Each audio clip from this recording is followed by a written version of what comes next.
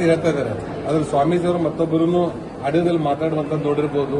ಇದಕ್ಕೆ ಒಂದು ಫೋಕಸ್ ಮಾಡಿ ಒಬ್ಬರು ಶಾಸಕರು ಹಿಡಿಯುವಂಥದ್ದು ನೋಡಿದ್ರೆ ಅದನ್ನು ಕಪ್ ಚುಕ್ಕೆ ಈಗ ಬಿಜೆಪಿ ಅವ್ರ ಬಗ್ಗೆ ಆಪಾದನೆ ಮಾಡುವಂಥದ್ದನ್ನ ಅದನ್ನ ಡೈವರ್ಟ್ ಮಾಡೋದ್ರ ಸಲುವಾಗಿ ಆಪಾದನೆಯನ್ನು ಮಾಡಿದ್ದಾರೆ. ನಾನೇನು ಹೇಳ್ತೀನಿ, ಅದನ್ನ ಕಣ್ಣಾರೆ ನೋಡಿಲ್ಲ, ಅದನ್ನ ತನಿಖೆ ಮಾಡಲಿ, ನಿಷ್ಪಕ್ಷಪಾತವಾಗಿ ತನಿಖೆ ಮಾಡಲಿ. ಯಾರೇ ತಪ್ಪಿದಸ್ತಿದ್ರು ಮೇಲೆ ಕ್ರಮ ಕೈಗೊಳ್ಳಿ. ರೆಡ್ ಹ್ಯಾಂಡ್ ಅವ್ರು ತಗೊಂಡಿಲ್ಲ ಅನ್ನೋಂಥದ್ದು ಹೇಳ್ತಾ ಇದ್ದಾರೆ. ಅವ್ರ ಕೈ ಆ ಪಾಕೆಟ್ ಅವ್ರ ಕೈಲಿ ಕೊಟ್ಟಿಲ್ಲ, ಯಾರೋ ಅದನ್ನ ಉದ್ದೇಶಪೂರ್ವಕವಾಗಿ ಮಾಡಿ ಅದನ್ನ ಬೇರೆ ಕೊಟ್ಟು ಇವ್ರ ಮೇಲೆ ಹಾಕುವಂತ ಉದ್ದೇಶ ಮಾಡ್ತಿದ್ದಾರೆ. ನಾವು ಡೀಪಾಗಿ ಪಾಕೆಟ್ ಅದು ಏನ್ ನಡೀತಾ ಅನ್ನೋದು ನೋಡಿಲ್ಲ. ಅವ್ರು ತಪ್ಪಿದಸ್ತು ಮಾಡಿದ್ರೆ ಮೇಲೆ ಶಿಕ್ಷೆ ಆಗ್ಲಿ. ಮಾಡ್ತಾ ಇದ್ದೀವಿ, ಕಲಿ ಕಾಣಿಸ್ತಾ ಇದೆಯಲ್ಲ ಎಲ್ಲಾನು. ಈಗ 40% ಆಪಾದನೆ ಸುಳ್ಳು ಆಪಾದನೆ ಮಾಡಿ ಇವತ್ತು ಯಾವ ಬೇಕಾದ ಕಾಂಟ್ರಾಕ್ಟ್ ಕೇಳ್ರಿ 60% ತನಕ ಅವ್ರದ್ದು ಕಮಿಷನ್ ನಡೆದಿದೆ. ಇವತ್ತು 30 ರಿಂದ 35 ಸಾವಿರ ಕೋಟಿ ರೂಪಾಯಿಗಳಷ್ಟು ಕಾಂಟ್ರಾಕ್ಟರ್ ಬಿಲ್ ಪೆಂಡಿಂಗ್ ಇದೆ. ಆಲ್ಮೋಸ್ಟ್ ಹೆಚ್ಚು ಕಡಿಮೆ ಯಾವ ಹೊಸ ಕೆಲಸ ಆಗ್ತಾ ಇಲ್ಲ. ಹಳಿ ಕೆಲಸ ಬಂದಾಗ ಹಳಿ ಕೆಲಸದ ಬಿಲ್ ಬಂದಾಗ ಮುಂದೆ ಮಾಡ್ತೀವಿ ಅನ್ನೋಂಥದ್ದು ನಾವು ಹೇಳ್ತಾ ಇದ್ದಾರೆ.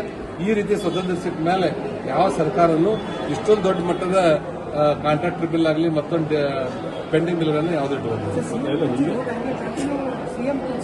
ಇದ್ದವರೇ ಆಗಲಿ ಮತ್ತೊಬ್ಬರೇ ಆಗಲಿ ಅವ್ರ ಪಾರ್ಟಿಗೆ ಸಂಬಂಧಪಟ್ಟಂತದ್ದು ಅವ್ರು ಯಾರೇ ಆಗಿ ಅದನ್ನ 4 ಪಾರ್ಟಿ ನಡು ಅವ್ರ ಹೈಕಮಾಂಡ್ ನಿರ್ಧಾರ ಮಾಡಿ ಮತ್ತೆ ಕರ್ನಾಟಕದ ಕಡೆ ಅಭಿವೃದ್ಧಿ ಕಡೆ ಗಮನ ಹರಿಸಬೇಕೇ ಹೊರತು ದಿನನಿತ್ಯ ಜಗಳ ಹಿಡ್ಕೊಂಡು ನಮ್ಮ ರಾಜ್ಯವನ್ನು ಹಿಂತಳ್ಳುವಂತದ್ದು ಆಗಬಾರ್ದು. ಅರ್ಧ ಇಲ್ಲ, ಈಗ 60% ಮುಗಿತು, 40% ಇದೆ. ಮುಂದಿನ 10% ಎಲೆಕ್ಷನ್ ಮೂಡದಲ್ಲಿ ಹೋಗ್ಬಿಡ್ತಾರೆ. ನೋಡಿ, ಅದು ಅವ್ರು ಏನು ಮಾಡಿದ್ರು ಆ ಪಾರ್ಟಿ ಇಂಟರ್ನಲ್ ಮ್ಯಾಟರ್. ಅದು ಅವ್ರು ಯುವಕರಿಗೆ ಕೊಡ್ಲಿ ಸೀನಿಯರ್ ಕೊಡ್ಲಿ ಅವ್ರು ಬಿಟ್ಕೊಟ್ಟದ್ದು. ಅದ್ರ ಬಗ್ಗೆ ಅವರು ಸ್ವತಂತ್ರ ಇದಾರ, ಅದು ಯಾವ್ದಾದ್ರು ನಿರ್ಧಾರ ತಗೊಳ್ಳಿ.